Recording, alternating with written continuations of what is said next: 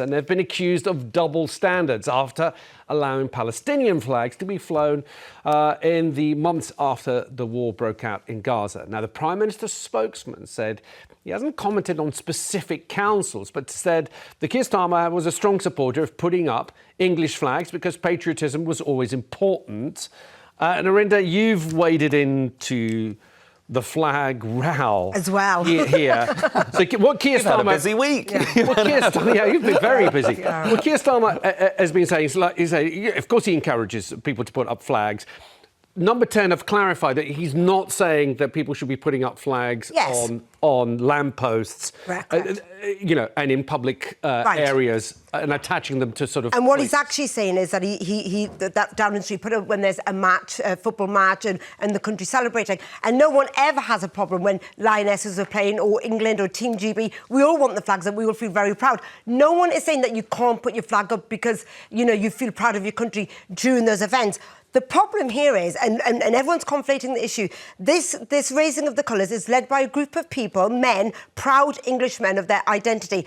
I find it a little bit sinister, especially with what's going on in the country right now with the asylum seeker protest, the race riots last summer, and these people are often draped in these flags, and these protests have been organised by far-right groups, Homeland UK. I have a problem with those flags going up suddenly everywhere.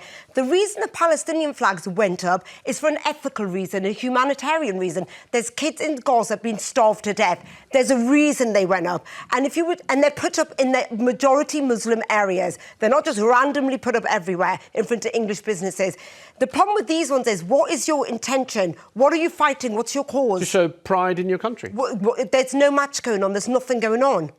And you're putting them outside... You don't need to have a match going on to feel pride in your country. Well, they're outside Turkish barbers. They're hoisting them up in front of Chinese takeaways. I find it a little bit sinister. Charlie, as someone who was a councillor before, what's your take in this? Can you understand why councils have got themselves into a bit of a tricky situation here?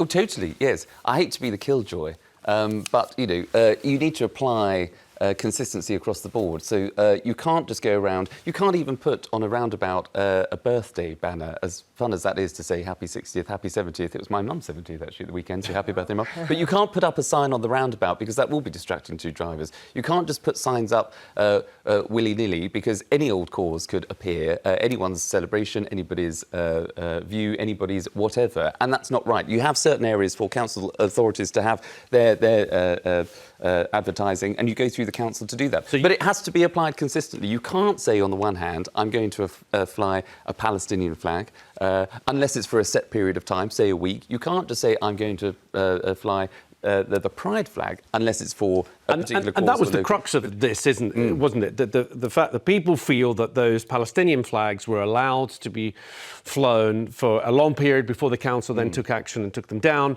whereas they seem to be acting a lot quicker when it comes to the flag of St George. Exactly, and we've got... I think it's to avoid conflict, though, because those flags going up, the Palestinian ones going up, is supporting a cause for, kids being killed in Gaza. The St George's flags going up, I don't know why they're going up suddenly. But it's all about consistency, as Charlie was saying. What about Ukrainian flags? Yes, go on, Charlie. No, there is that too, but it is consistent. But you've got to make sure where the fault is applied, where it needs to be the fault. And the fault is leaving the flags up for too long for a particular cause and not applying that consistency. And now it's not just flags we have to contest with. It's look at this. It's Birmingham City Council has been removing St George's and Union Jack flags from lampposts. And at least 6 mini roundabouts in Birmingham have been graffitied with red crosses. I mean, are the council obliged to paint over that, Charlie, now? Yeah, they should be. They have to. Yes, I think they should, because it is a roundabout. I'm all for patriotism. I would be the first to say I love a flag, because it is about identity. It's about something that we can all collectively get behind and believe in. But you're entitled to put a flag up in your front home window, your bedroom window, whatever, something that's in your private property. But you that would be, I'm afraid, to some drivers. It's vandalism, isn't it?